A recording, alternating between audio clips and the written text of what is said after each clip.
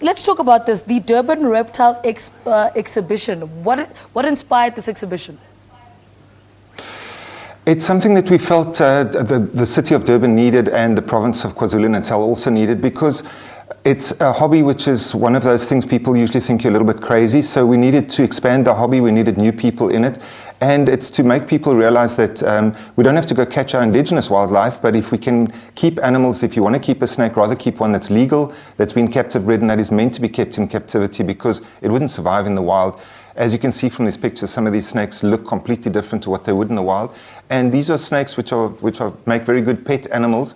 And if you don't want a dog or a cat, you're allergic to them, or your neighbors don't like dogs or cats, or you live in a flat and you just want a little animal to nurture and look after, then it's a very great animal to have as a pet. Now, speak to us about the reptiles that are featured at the exhibition. Oh, we have a variety of reptiles. We have primarily snakes, but there's also lizards and all sorts of other snakies. There's also, we have some tarantulas, we also have some insects and stuff. So just to give you an idea, this is, for example, one of the snakes that's on sale. It's a python. It will obviously grow quite big. But if you want to spend some time and really nurture something which is different to what you would normally see if you went into the bush, then there's enough animals there to have a look at. We even have one snake with two heads. It's rather a freaky looking snake. And if people have never seen a snake with two heads, I think there's only one left in South Africa, they're more than welcome to pop by, have a look, and maybe they see something which they like. They shouldn't buy them as impulse gifts. But if you know somebody who would like to have a snake as a pet, there's some very, very nice snakes there to buy.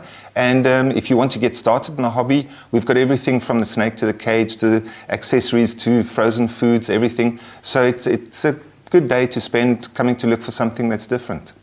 Arno, what's the biggest misconception about reptiles? Yeah, there's a massive misconception. Everybody thinks that they're dangerous and they're going to eat you and everything. And if you look at the snake, it will probably grow to one of the largest snakes in the world. It doesn't really look like it wants to eat me. So once snakes get used to you and you get used to snakes, you become to appreciate nature. And once you appreciate nature, then you start to appreciate everything else about nature. And that makes you a healthier, happier person. That's my opinion. And why is Crawford College the best place to host this exhibition? It's near the beach, so if you want to just pop in there, it's a very nice place. It's very easy to find. It's a lovely venue. It's got enough parking. There's food and everything available. So we'd rather have it at a place where people who would not like to be exposed to pets don't suddenly come across it like we would in a shopping center. You have to go out of your way to get there. And if you get there, you know what you're letting yourself in for. And it's a lovely venue to go to, and then from there afterwards you can go for lunch or you can go back to the beach or whatever. So it's a really nice venue for us to hold something like that without putting it in your face of people who don't appreciate these pets. Now, the expo has been running for a while now. What do you attribute the Expo Success to, and how do you try to make it different each year? It's difficult to step it up every year, but every year we try to get something new and something different. The big thing is that when we started, it was a tiny little expo and very few people knew about it. And now it's become so big that we have people driving from all around the country specifically just to come and see what is on display for the weekend.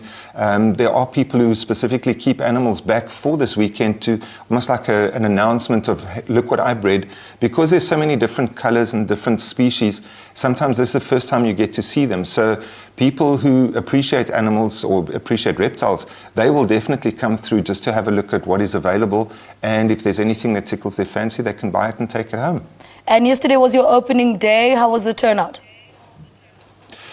It was quite good. It wasn't fantastic, but the thing is, Durban is one of those fickle places. When the weather's good, nobody really cares about anything else. You can see it with sport. You can see it with a lot of the events that you have in Durban. But today is not such a fantastic day. The wind's blowing. It's a little bit cloudy. So today would be a perfect day for people to pitch there.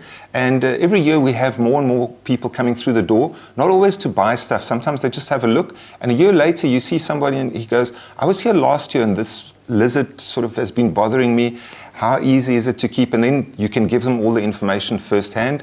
And obviously then they buy it, take it home, and then a year later the bug has bitten them. Then they come back and they buy lots of animals. And the snake that you've got in your hands there, what's his name or her name? Or is it a she? This is a little boy. I don't give them names because they don't have ears. So you call them and they actually don't come. So we usually don't give them names. But this is an albino reticulated python. And this is still a baby. They grow quite big. They grow to about 4 or 5 meters. And then they become a bit of a problem to handle. So they're not for beginners. This is the sort of snake that you keep when you've kept a couple of other snakes and you just want something which is amazing to look at and grows nice and big. And if you spend time with them, they become as tame as a puppy dog. So you don't have to worry about, it's going to eat me, it's going to eat my neighbors. Nobody in South Africa has ever been killed by an exotic venomous snake. No one's ever been eaten by a python. So they make really, really good pets. All right, Arno, thank you so much. I'll tell you what, we'll call him Morning Live. How's that? Okay, from now on, his name will be Morning Live, and when we call him, we hope he comes to us. Done. Arno Naude, thank you so much for talking to us about the Reptile Expo. Second day today. They started off yesterday underway at the Crawford College. All right.